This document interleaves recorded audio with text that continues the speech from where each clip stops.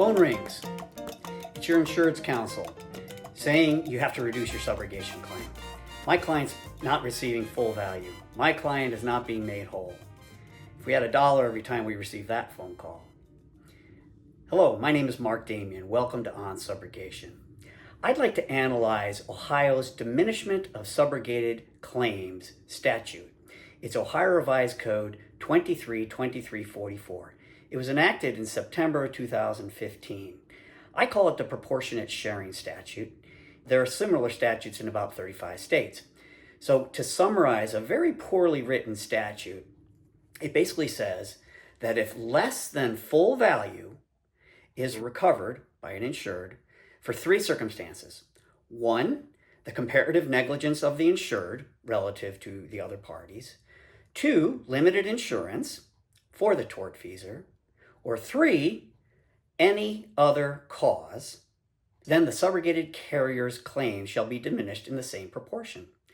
Well, we might understand comparative negligence or limited insurance, but the statute says any other cause.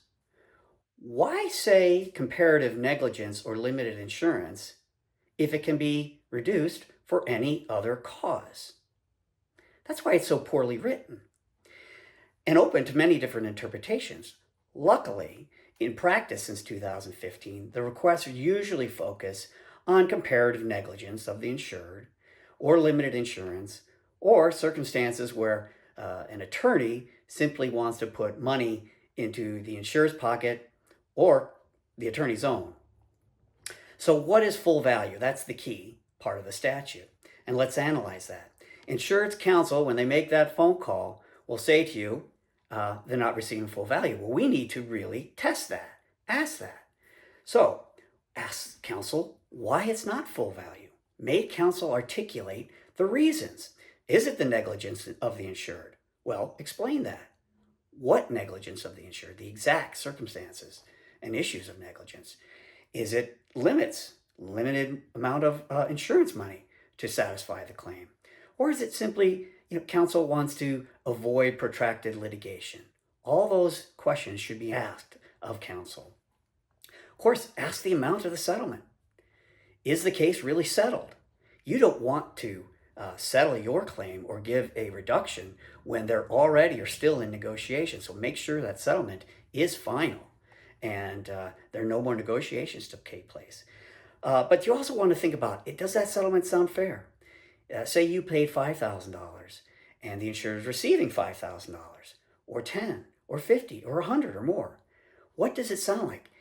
Does that sound fair?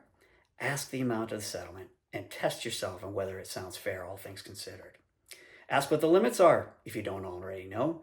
Limited insurance is clearly one of the bases to support a reduction in claim.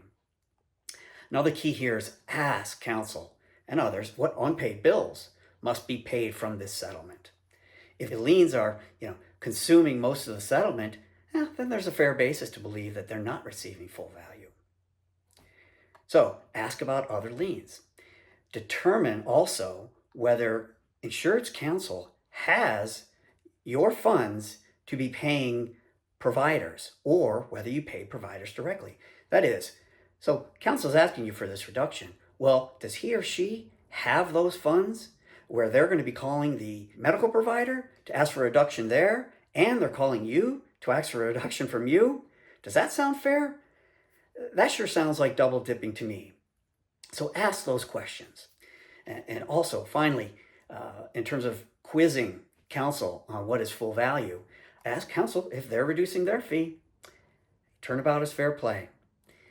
Also, quiz counsel on what their costs are. Don't let them say, well, I've got deposition costs, I got court filing fees, I got medical record requests on top of this. Those costs are a cost of doing business. They can't be part of the computation on whether they're receiving full value. So scrutinize all those costs. Let's turn to what the bill does not say, what the bill does not include. It doesn't say that Ohio is a made whole state. Do not let counsel tell you, well, since 2015, Ohio is a made whole state. It is not. It also makes no reference to common fund.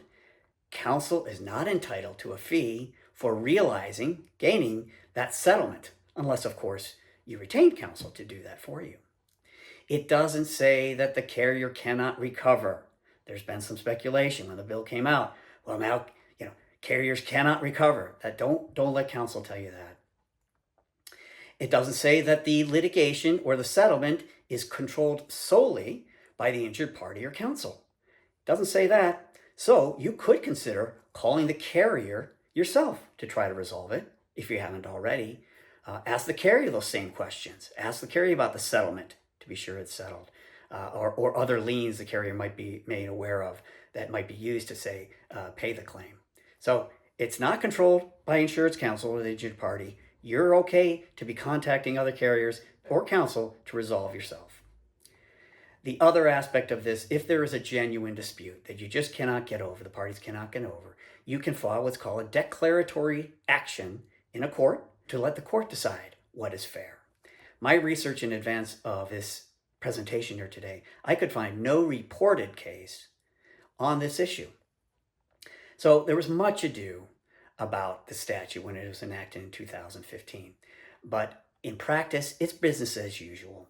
So do your homework, assess the full value issue, ask the right questions, and you'll arrive at a fair and reasonable resolution of your lien.